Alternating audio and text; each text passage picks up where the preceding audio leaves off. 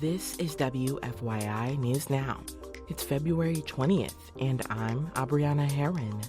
On today's show, the Indiana House approves a measure to ban transgender women from competing in collegiate sports.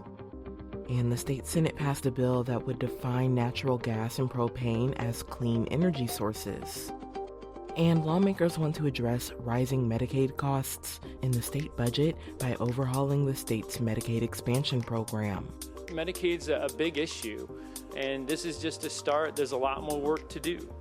Medicaid's grown by $5 billion over the last 4 years. Those stories coming up, but first.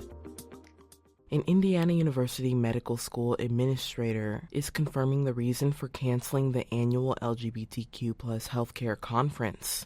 The conference was canceled because of legislation currently under consideration. Medical School Executive Associate Dean Mary Dankosky finally gave the reason after IU quietly canceled the conference without explanation. Dankosky said at a university faculty council meeting that School of Medicine leadership made the decision. We wanted to let the dust settle from this legislative session and then revisit the content and the delivery of that content so that we could assess the best way to move forward in the future and do this work.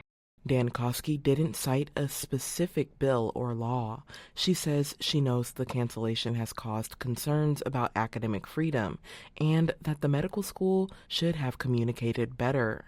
Senate Bill 289 is working its way through the General Assembly. It bans diversity, equity, and inclusion initiatives in the state government and public schools. Indiana House lawmakers passed a measure on Tuesday to ban transgender women from competing in collegiate sports. The bill seeks to codify a recent executive order from President Donald Trump. The bill's author, Representative Michelle Davis, says the legislation is about fairness. Ensuring fairness in collegiate sports is essential to protecting opportunities for female collegiate athletes. But Representative Blake Johnson says the bill does nothing to address existing inequities in athletic opportunities. If we truly cared about fairness, we'd be debating bills to invest in girls' sports, to expand access and to strengthen competition. Instead, we're debating a manufactured culture war issue. The NCAA's president says there are fewer than 10 transgender collegiate athletes among the association's more than 500,000.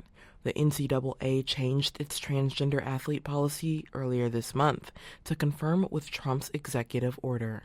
Republicans and Democrats split both in support and opposition to the bill. It now goes to the Senate. And the state Senate passed a bill on Monday that would define natural gas and propane as clean energy sources. As Indiana Public Broadcasting's Rebecca Thiel reports, environmental groups say while natural gas is less dirty than coal, it shouldn't be considered green.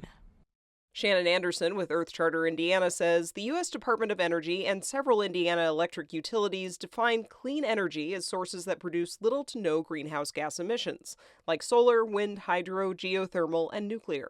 So you'll notice that nowhere on this list do you hear the words natural gas or propane.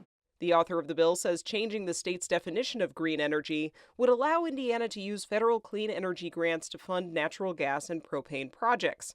But environmental groups say that's unlikely because most federal grant programs don't define it that way. For Indiana Public Broadcasting, I'm Rebecca Thiel. Ohio passed similar legislation in 2022 in an attempt to help companies meet ESG standards. Those are policies that consider the environmental or social impacts of their investments. The bill now moves to the House for consideration. And for our final story today, Indiana lawmakers want to address rising Medicaid costs in the state budget by overhauling the state's Medicaid expansion program. Indiana Public Broadcasting's Abigail Rimman reports the Senate approved legislation that would make several significant changes to the Healthy Indiana Plan, or HIP.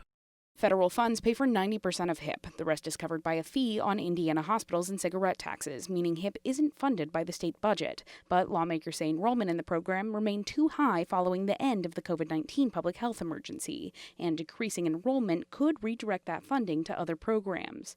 Senator Ryan Mishler says the bill is about right-sizing the program. Medicaid's a big issue, and this is just a start. There's a lot more work to do.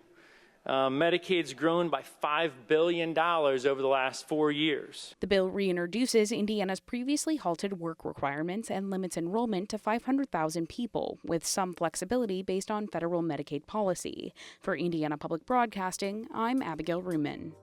The bill now heads to the House. And that's all for today's episode of WFYI News Now.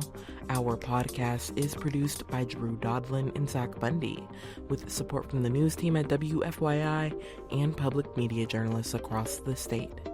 Our news director is Sarah Neal-Estes. Kendall Antron produced our music, and I'm your host, Abriana Herron. If you liked today's episode, remember to subscribe and share, and follow WFYI on Instagram, TikTok, Facebook, and YouTube to check in on our newsroom throughout the day. Thanks for listening. We'll be back tomorrow.